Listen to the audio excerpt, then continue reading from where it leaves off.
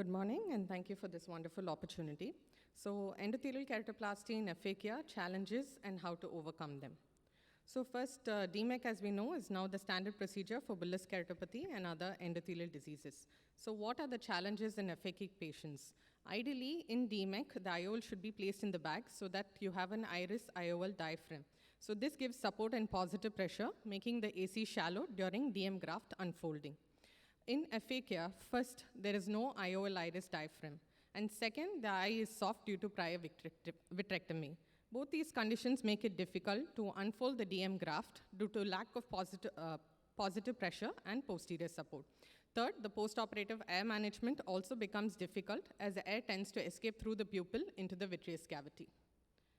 So summarizing, there is no vitreous support in these cases, so manipulation becomes very difficult. There's no IOL support, or the IOL iris diaphragm is absent. There's negative suction due to the pupillary opening, and there's no tamponade effect, leading the air to enter into the vitreous. So how to overcome these challenges? Number one, in patients with absent capsular support, alternative is an anterior chamber IOL.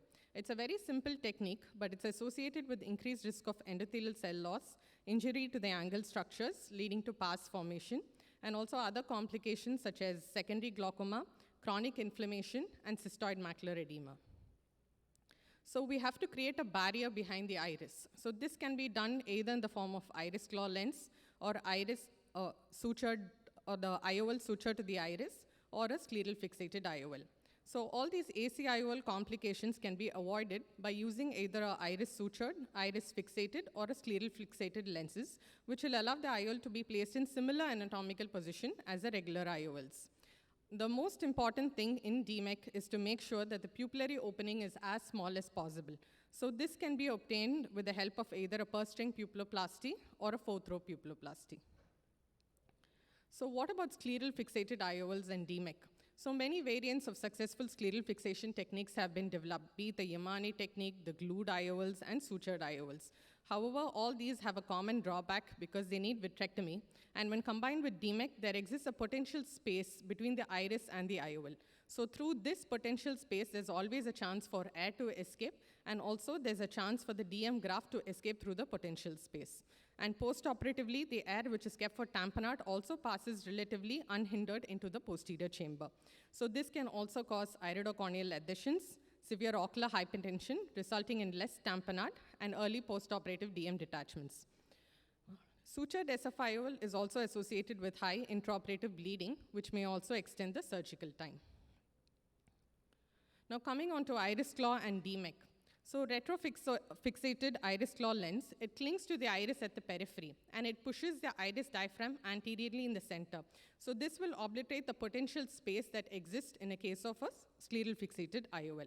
So a biconvex posterior iris claw lens allows the AC to shallow while unfolding the DM scroll, and this also acts as a barrier for the DM scroll preventing its escape through the pupil. And this also allows a fast and safe opening and attachment of the DM graft.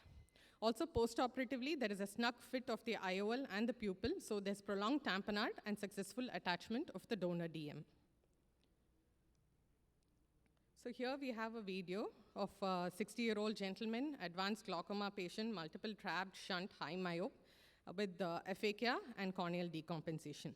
Here you can see the DM graft is in AC, and just with a gentle tap, you can see the graft which is exited through the pupil into the vitreous. So replaying again, you can see just with a single tap, the graft entered the vitreous cavity. Somehow the end of the graft, we could see it at the PI edge, so it was retrieved. So after this, we placed the zero power iris claw lens, and then the DM graft was inserted. Just note that after placing the iris claw lens, the unfolding becomes so easy. With a single tap, the graft unfolded. And the patient is doing fine now at 2 years follow-up with a vision of 618 and a good specular count.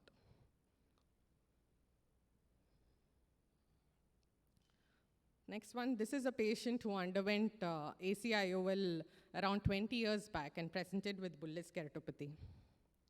So plan in this case was to explant the IOL, place an iris claw, followed by DMEC. So here you can see a scleral section was made, followed by 2 side ports, and gently the anterior chamber IOL was explanted without damaging the iris. One side of the haptic was adhered, so it had to be cut and then explanted.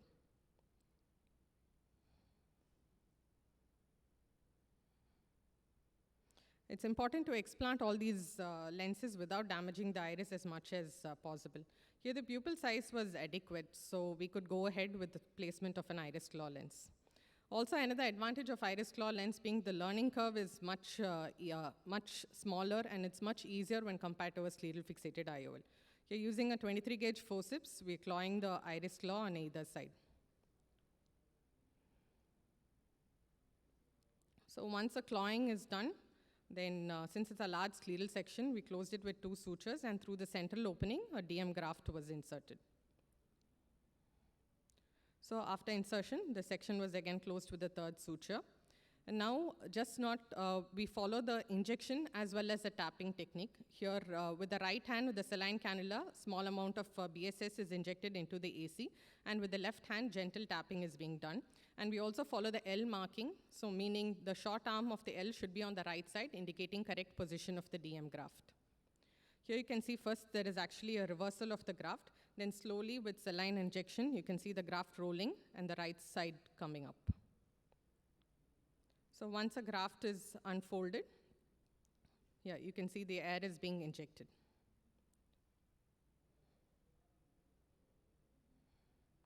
So patient is doing fine now. It's been 3 years post-op, and patient has a vision of 612. So what is the solution to aphakic bullous keratopathy with decompensated cornea? So DMEC plus posterior iris claw implantation is ideal because it provides good visual recovery. There's no major complications. It simplifies the overall procedure compared to scleral fixated IOL in an already complex scenario. And the biconvex designed posterior iris claw IOL not only allows relative shallowing of the AC during DMEC, but it also acts as a barrier, preventing the escape of the DM scroll and air during the surgery. This also allows fast and safe opening of the DM scroll and good attachment of the Descemet's membrane graft. Thank you.